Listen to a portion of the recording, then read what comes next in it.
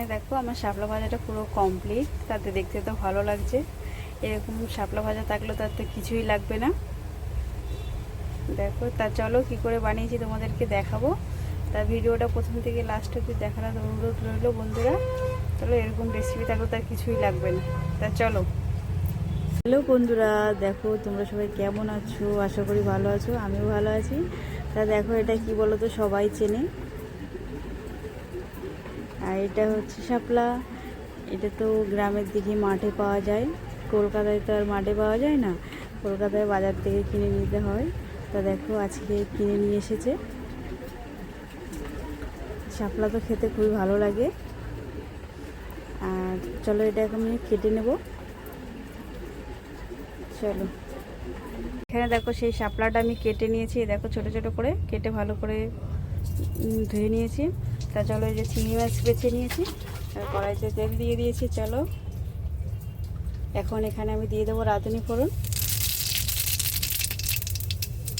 আজকে শাপলাতে কোনো মশলা ছাড়াই ভাজবো, খালি চিংড়ি মাছ দিয়ে। তার রাঁধুনি ফোড়ন দিয়েছি।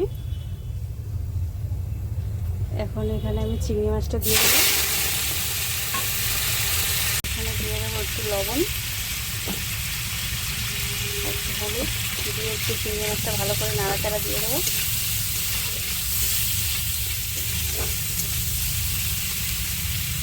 মাছটা এখানে অনেকটাই ভাজা হয়ে গেছে। এখন আমি শাপলাটা দিয়ে দেবো। এই দিয়ে দিয়েছি, দিয়ে ভালো করে নাড়াচাড়া দিয়ে দেবো। দেখো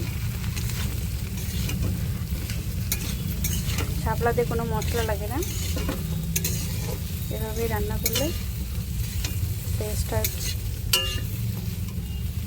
দেখো আমি কটা কাঁচা লঙ্কা দিয়েছি, লঙ্কাটা খুব বেশি দেবো না, শাপলাতে ঝাল বেশি ভালো লাগে না। এবার দিয়ে দিচ্ছি স্বাদ মতন লবণ।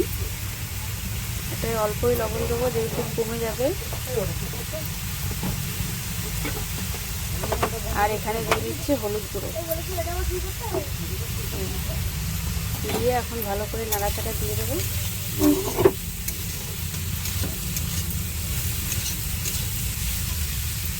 এখানে দেখো কি সুন্দর লাগছে।